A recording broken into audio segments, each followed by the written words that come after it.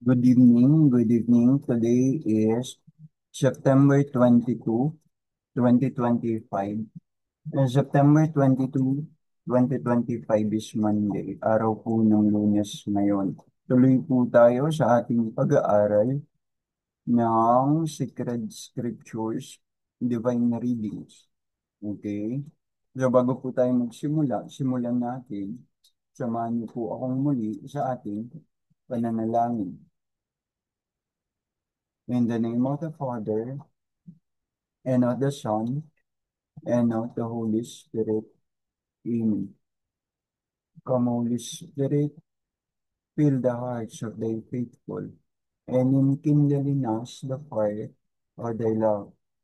Send forth your Spirit, and they shall be created, and you shall renew the face of the earth. O God, who, by the light of the Holy Spirit, did instruct the hearts of your faithful, grant that by the same Holy Spirit we may be truly wise and ever rejoice in his consolations through Christ our Lord. Amen. In the name of Father, and of the Son, and of the Holy Spirit. Again, good evening po sa inyong lahat. So, anong gospel? What is the gospel na pag-aaralan natin? Ito po ay gospel pa rin para sa araw na ito, September 22. This gospel is taken from the book of Luke, chapter 8, verse 16 to 18. Hindi ko na po i-share screen para maipakita sa inyo yung gospel. Hanapin nyo na lang po at ipopost ko na rin po yung teksto ng gospel na ito dito sa video recording na ito. Babasahin ko na po. A proclamation of the gospel of our Lord Jesus Christ according to Saint Luke. Glory to you, O Lord. No one, after lighting a lamp, covers it with a bowl or puts it under the bed. Rather, he puts it on a lampstand, so that people coming in may see the light. In the same way, there is nothing hidden that shall not be uncovered, nothing kept secret that shall not be known clearly. Now, pay attention and listen well, for whoever produces will be given more, but from those who do not produce, even what they seem to have will be taken away from them. The gospel of our salvation. Praise to you, Lord, in Jesus Christ. Yun po ang ating gospel for today. Simulan na po natin. Ibabahagi ko na ang aking insights, reflections, my sharing for that. Let me start with my sharing with this premise. And God is good, and He is truly good. Let us not doubt that reality, that God is good, and He is truly good. Now, I believe all Christians share the same view when it comes to God. Hopefully, even religions that are not Christians believe the same. It will surprise you. It will surprise us. Even religions that sometimes we thought are not really or fully know this fundamental truth about the goodness of God, somehow it will surprise you. It will surprise us that many of this religion believe the same, that God is good and He is truly good. God, being part of His goodness, give us so many things. You may agree with me or not. God is good and generous. We cannot surpass His goodness and generosity according to our church fathers. In one of Jesus' parable, a master who hired laborers to work in his vineyard asked, "Are you envious because of my generosity that I reward or pay even those who are doing the task I gave them, even in a short period of time, even in a time so short? Do I have all the right to do it?" The master said. That is the word. In other words, we can we can see this word of God from the book of the evangelist Saint Matthew, chapter 20, verse 1 to 16. Let me read it precisely.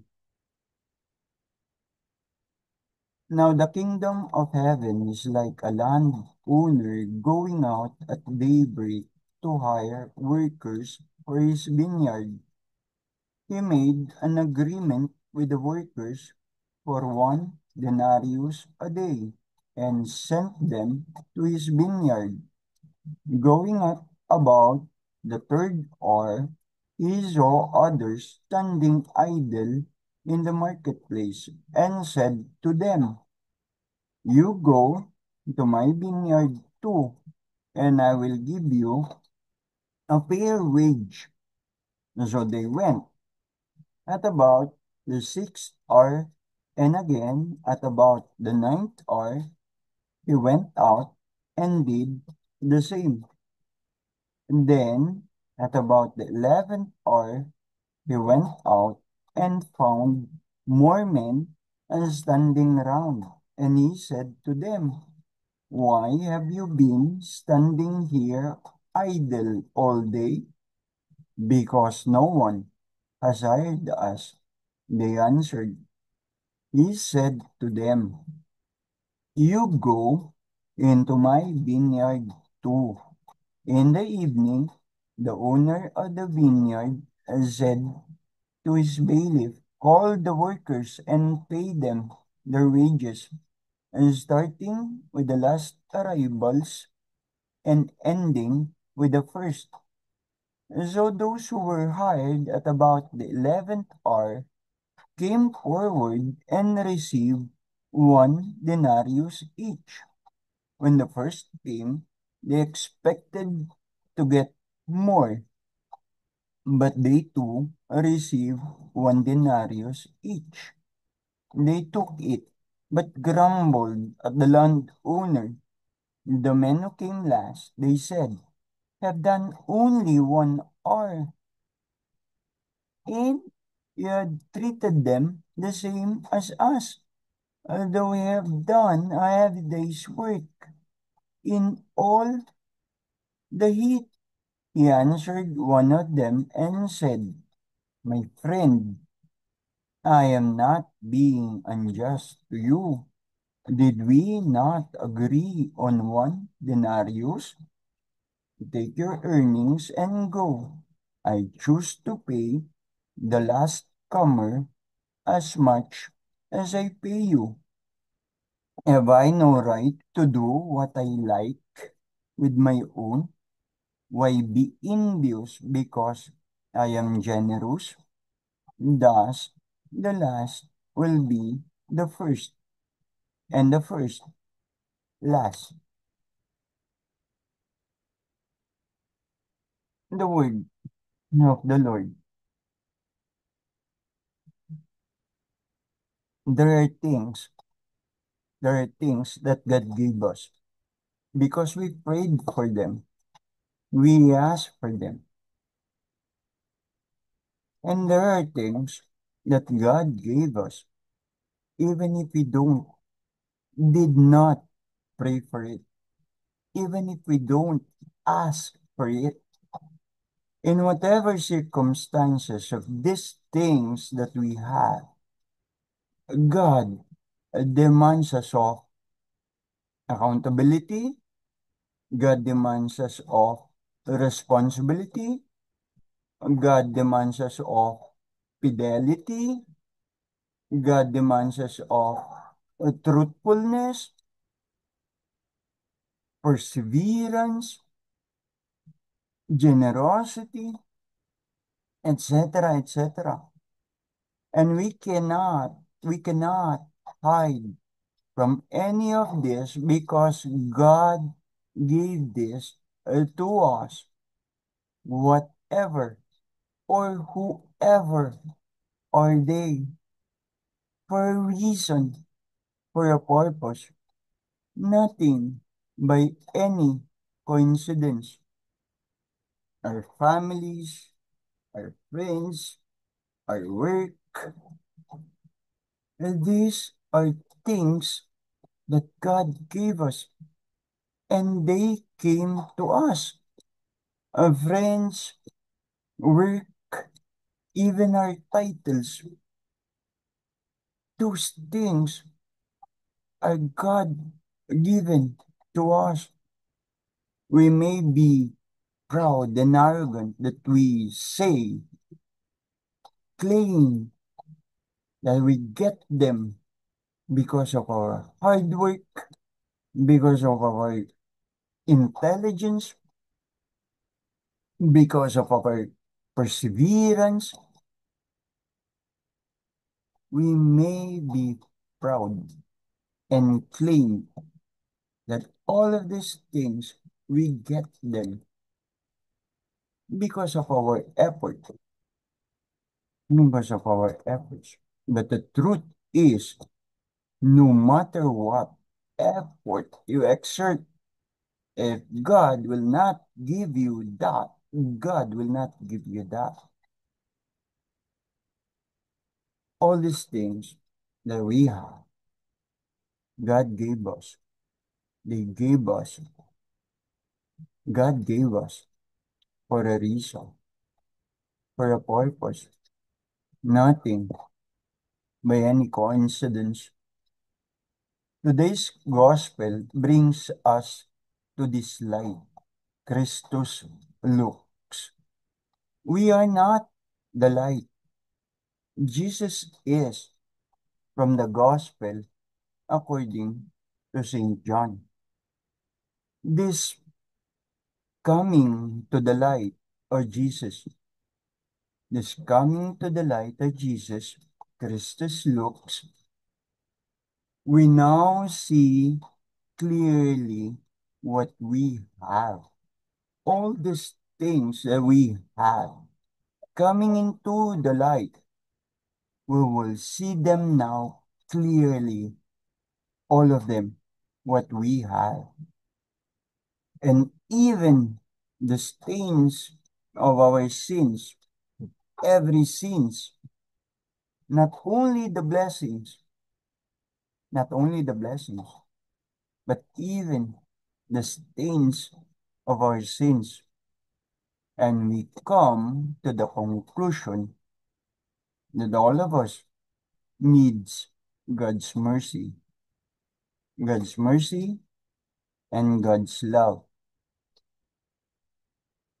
Our our eyes, the windows of our soul, blurred or even blinded by our sins, if we come to that, knowing like a divine revelations to us by God, seeing all these things, even the stains, if we come to that knowing like a divine revelation to us by God, It will make us cry. It will make us cry. We will see ourselves and so small and so dirty with our magnanimous God. This so holy God. And that crying, and that crying will clear our eyes. I am dirty. I am so dirty. I am sinful. And my last and final hope will only be Jesus' mercy and Jesus' mercy. And that will be our last and final hope. Jesus' mercy. The triune God, love and mercy. And perhaps no other else. That is all. And there is to it. The triune God, love and mercy. Our last and final hope. Our only hope for salvation. Ngayon, Tagalog na. Tagalog na. Minsan, nag-share si Father Jerry Orbos, SBD, about a pilgrimage to Holy Land. So, meron sila mga pilgrimage to Holy Land. Sa isang pilgrimage, si Father Jerry ang nagli-lead. And so, they cross borders upon borders. And in one borders, nag-check yung security, yung mga sundalo. And the one thing asked is,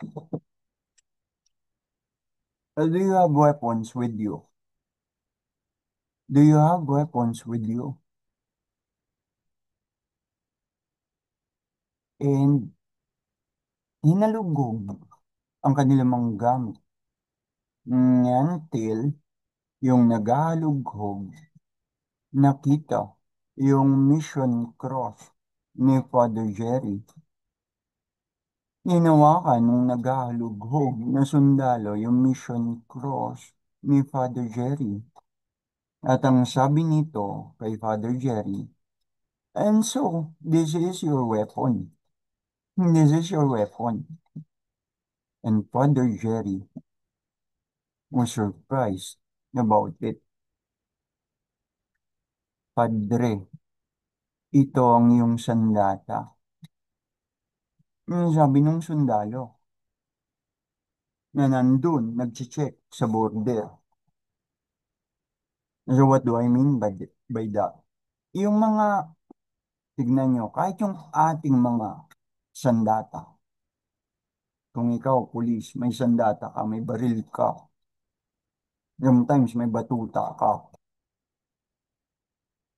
okay? Espada, okay? Deadly weapon.